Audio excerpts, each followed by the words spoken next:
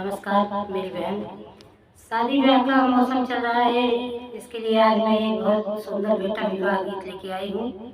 आप लोग सुनिए, कैसा लगे लाइक करिए, सब्सक्राइब करिए, प्लीज ज़्यादा से ज़्यादा कमेंट करके बताइए और ज़्यादा से ज़्यादा लोग सपोर्ट करिए।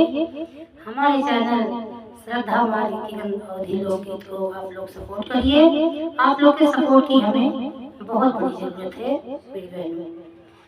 बेटा विवाह गीत है, आप लोग सुनिए।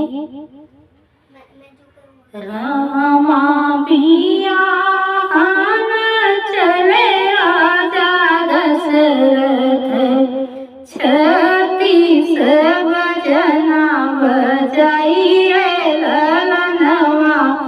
अरे 36 बजना बजाई रे ललनवा, 36 बजना माधुरिया न बाजे।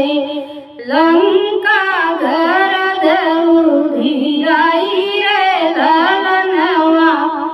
अरे लंका घर धीराई रे ललनवा। आगे नी आगे चमई गुरु वशिष्ठ मुनि, ताके पीछे चलई बारी या तेरे ललनवा। अरे ताके पीछे चलई बारी या तेरे ललनवा। तेके पीछे चलई भूपति राजा दशरथ, तके पीछे चलई चारू भैया रे ललनवा। अरे तेके पीछे चलई चारू भैया रे ललनवा। रामा भिया चले राजा दशरथ, 36 बजना बजाई रे ललनवा। अरे 36 बजना बजाई रे ललनवा। जाई बारात जनकपुर उतरी, मची गई नगरिया में धूम रे ललनवा। अरे मची गई नगरिया में धूम रे ललनवा।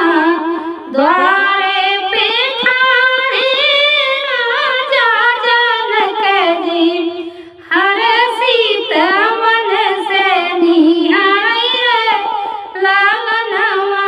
अरे हर सीत मन से निहाई रे ललनवा। संगवा में ठाई मातु सुनैना, संगवा में ठाई मातु सुनैना।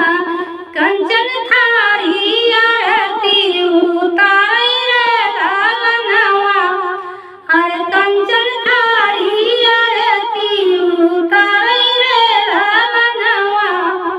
जुग जुग जीव जोड़ी रहे सलामत, जुग जुग जोड़ी रहे सलामत।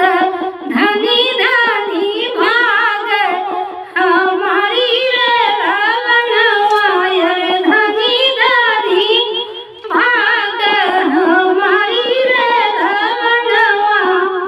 रामा भिया चले राजा दशरथ, 36 बजना बजाई रे ललनवा।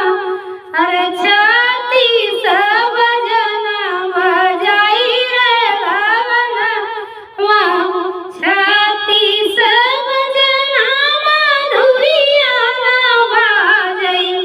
अरे लंका घर धीराई रे ललनवा। अरे लंका घर धीराई रे ललनवा। नमस्कार। आप लोग पूरा वीडियो फुल वॉच करिएगा और कमेंट करके जरूर बताइए।